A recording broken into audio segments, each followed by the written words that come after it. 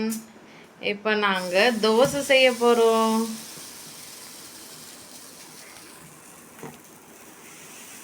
இது ஆக்சுவலாக என்ன தோசைக்கல்? இது ஏதோ என்ன சொன்னாங்க, இண்டிகாவா? இதுக்கு பேர் என்னமோ சொன்னாங்க. எங்கள் ஊரில் இந்த தோசைக்கல் விற்றுட்டு இருந்தாங்க. இது ஒரு 600 என்னமோ ரேட்டு. பட் நல்லா பெரிய தோசையாகவே வருது. வீட்லேயே நம்ம செய்கிறோம் தோசை. சில பேர் வீட்டில் செய்கிற தோசைலாம் வந்து பார்த்திங்கன்னா ரொம்ப குட்டி குட்டியாக செய்வாங்க.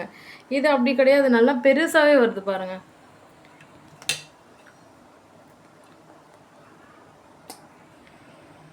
நல்ல பெரிய சைஸு. இது ஒரு சைஸ் என்ன சொல்லுவாங்கன்னு எனக்கு சரியா ஞாபகம் இல்லை. இது நம்ம ஃபுல்லாக போடலாம், ஆனால் நம்ம எடுக்கிறதுக்கு ரொம்ப கஷ்டமாக இருக்கும்ல. ஸோ அதனால் நாங்கள் வந்து பார்த்திங்கன்னா கொஞ்சம் சின்னதாகவே நாங்கள் அந்த ரவுண்ட் போட்டுட்டு அதை சுற்றி ஃபுல்லாகவே நாங்கள் ஆயில் வந்து விட போகிறோம்.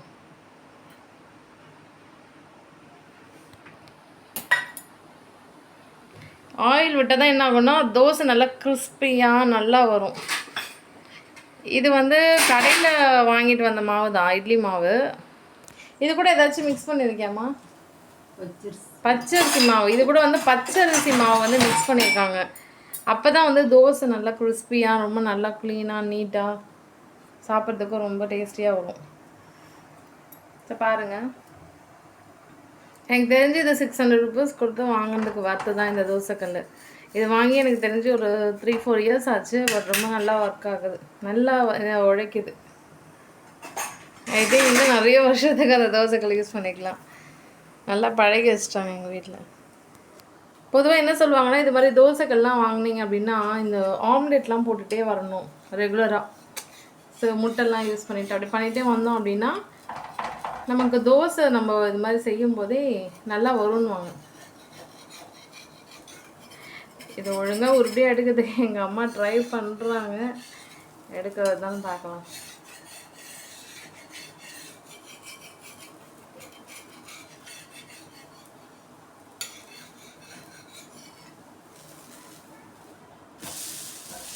கொஞ்சம் இதுவாகிடுச்சு. பட் பரவாயில்ல, ஓரளவுக்கு அந்த ரவுண்ட் வந்திருக்கு.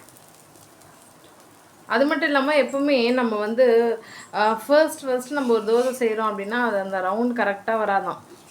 அடுத்தடுத்து நம்ம தோசை செய்யும் போதே அது கரெக்டாக அந்த ரவுண்ட் ஷேப் கரெக்டாக வருமா.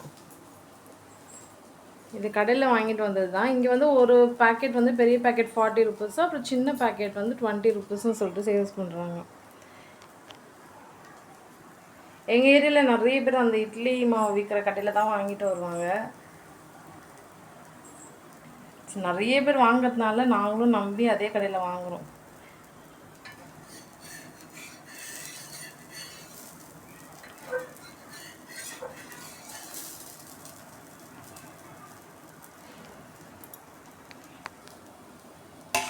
நாங்கள் ரெகுலராக வந்து இந்த இட்லி தோசை சாப்பிட்ற ஆள் கிடையாது. பட் எங்களுக்கு எப்போ தோணுதோ அப்போ நாங்கள் சாப்பிடுவோம் செஞ்சு. பாருங்கள், இந்த பிளேட்டில் வச்சதுக்கப்புறமா தெரியுது பாருங்கள் அந்த தோசையோட சைஸு. சரி, அடுத்து ஒரு தோசை செஞ்சு காமிக்கிறோம். அது எப்படி வருதுன்னு பார்க்கலாம்.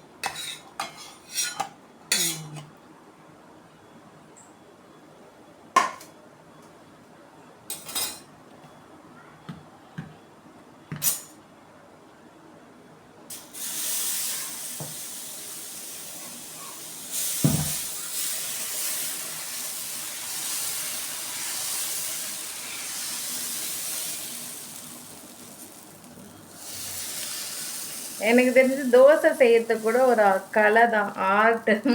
நம்ம கரெக்டாக அந்த மாவு எடுத்து ஊற்றி அந்த கரெக்டான ஷேப்புக்கு கொண்டுட்டு வரது இது ஒரு சேலஞ்சிங்கான டாஸ்க்காக தான் இருக்குது.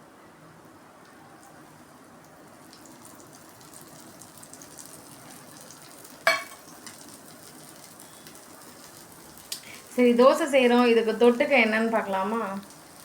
இருங்க, நான் உங்களுக்கு காமிக்கிறேன். இந்த பாருங்கள், இது வந்து பார்த்திங்கன்னா நாங்கள் எங்கள் வீட்லேயே செஞ்ச தக்காளி சட்னி.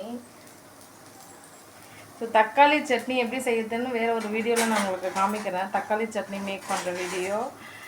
இப்போ வந்து நாங்கள் ஆல்ரெடி மேக் பண்ணியாச்சு, ரெடியாக இருக்குது. ஸோ ரெடி டு ஈட் தான். தோசை ரெடியான உடனே சட்னி வச்சு சாப்பிட வேண்டியதுதான். இது வீட்லேயே செஞ்சுருக்கோம். ஸோ கண்டிப்பாக ஹெல்த்தியாக இருக்கும். ஸோ இது இல்லாமல் இன்னொரு சைட் டிஷ் இருக்குது, அதை நான் காமிக்கிறேருங்க. ஸோ இங்கே பார்த்தீங்களா, இது என்னன்னு பார்க்குறீங்களா? இது வந்து சேர்வா. இது எங்கள் வீட்டுக்கிட்ட ஒரு கடையில் வந்து சேல்ஸ் பண்ணுறாங்க.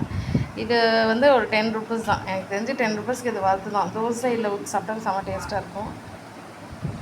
இப்போ பிளேட் போட்டு முடியாச்சு. ஸோ மறுபடியும் கிச்சனுக்கு வந்தாச்சு. இப்போ பாருங்கள், நம்ம ஆல்ரெடி முன்னாடி பண்ண தோசை கொஞ்சம் கொஞ்சம் அந்த சைடில் கட்டாக இருந்துச்சு. இது அதோட கொஞ்சம் பெட்டராக வந்திருக்கு இல்லையா? இது மாதிரி நம்ம செய்ய செய்ய தோசை வந்து அந்த ரவுண்டாக ஷேப்பாக ரொம்ப பெட்டராக இருக்கும்.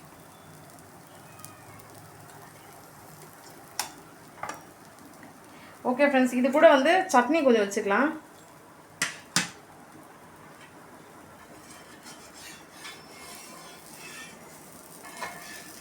ஃபஸ்ட்டு நம்ம வீட்டில் செஞ்ச தக்காளி சட்னியோட டேஸ்ட் பார்த்துட்டு அதுக்கப்புறமா கடையில் வாங்கிட்டு வந்த சேர்வை ஊற்றி சாப்பிட போகிறேன்.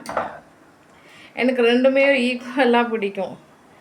லைக் வந்து வீட்டில் செய்கிற இந்த சட்னியாக இருக்கட்டும், கடையில் விற்கிற அந்த சேர்வாக இருக்கட்டும், ரெண்டுமே ரொம்ப ரொம்ப பிடிக்கும். ஸோ நீங்கள் உங்கள் வீட்டில் இது மாதிரி தோசைலாம் செஞ்சு சாப்பிடுவீங்க? கமெண்ட் செக்ஷனில் கமெண்ட் பண்ணுங்கள். உங்கள் வீட்டில் நீங்களே அரைச்சி மாவு வந்து ரெடி பண்ணி செஞ்சு சாப்பிடுவீங்களா, இல்லை கடையில் விற்கிறது வாங்கிட்டு வந்து அந்த இட்லி மாவு கடையில் விற்கிற மாவில் செஞ்சு சாப்பிடுவீங்களா? கமெண்ட் செக்ஷனில் கமெண்ட் பண்ணுங்கள். இப்போ பாருங்கள், முன்னைக்கு இப்போ எவ்வளோ அந்த ரவுண்டு நல்ல ஷேப்பாக வந்திருக்குல்ல. இது எடுக்கும்போது கூட எனக்கு பெட்டராக வரும். Wow. Okay friends, thank you so much for வாட்சிங்.